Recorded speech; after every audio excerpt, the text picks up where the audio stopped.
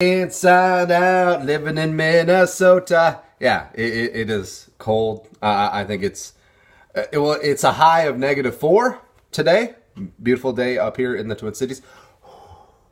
Yeah, you can see that. But today, we're warming up. We have pub beer.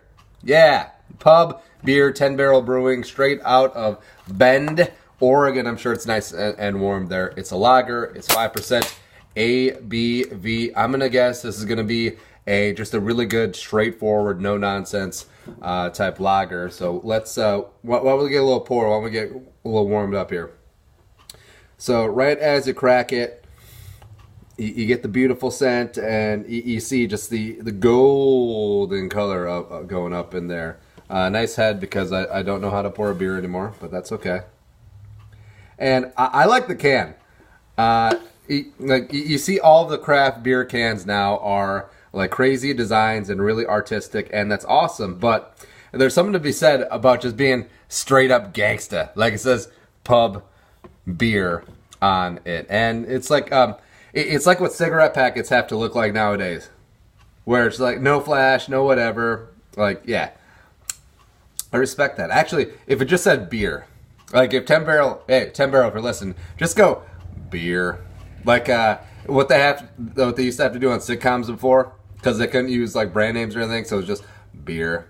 Yeah. So right away, I'm expecting something that's very American, very familiar, very refreshing.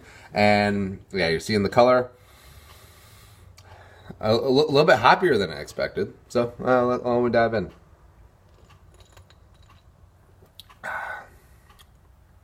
Ooh.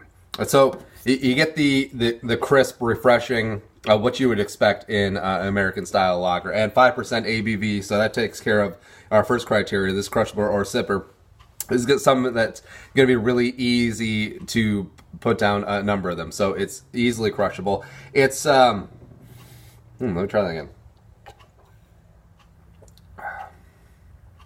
It's really smooth, almost creamy on the finish. That was really surprising to me. I was not expecting that at all. I was expecting something that's, like not really much of an aftertaste when you think of like mass-produced American style lagers. But this one's got something going on. I'm really a fan of this one, and it moves on pretty easily to our second criteria. What food would pair well with this?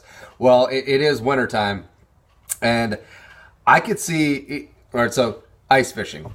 Ice fishing is a big thing here in the great state of Minnesota, and it's on the surface, it's really dumb, or it's just an excuse to go and get plastered, because it's like, hey, if you drink a case of beer on a Saturday, you're a drunk. But if you do it while you're fishing, you're a sportsman. Yeah, and have a case of this, and after you bring in your haul of little fish that you bring out of the lake, whether it's northerns, maybe you get walleye, maybe you got a couple sunnies, whatever, just frying that up. And I'm really simple, really gangster when I do my fish. Just butter, pan, like nice little hot cast iron skillet, a little salt and pepper on the fish, a little lemon to finish it off after you plated it. Yeah. And this, man, just like crushing these with some fresh fried, fresh caught fish, more F words. Yeah, up in there, amazing. And man, that's good. I'm not gonna lie. I'm a fan of the cold weather. The cold never bothered me anyway. That's not really bad. But first off, I'm a homebody, so the weather really helps out and make an excuse to go anywhere. It's like, hey, yeah, we're watching the game. You want to come over? No, I don't. Yeah, and as also, I'm not a big fan of the snow, especially with the driving conditions. And sometimes I don't do a great job of cleaning it. Although, big respect to the people who are out there plowing with the salt and the sand, always keeping our roads relatively nice. Sometimes I miss a couple streets. Usually the ones I'm on, but it's okay. It's not bad. And yeah, here's the thing about Minnesota. Like, when people complain about the weather here, it's like, what'd you expect? What did you think was going to happen? Like loaning your louse brother like $2,000 is like, yeah, I'm gonna go back and get my GED, and he doesn't do it, and he spends the $2,000 on really stupid things. What'd you expect? Yeah. Shocker.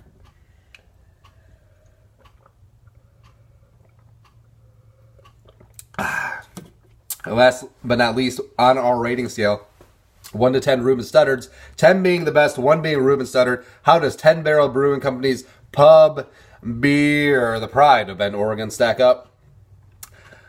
Again, I have no complaints about this beer. It was a little bit surprising, the creamy aftertaste.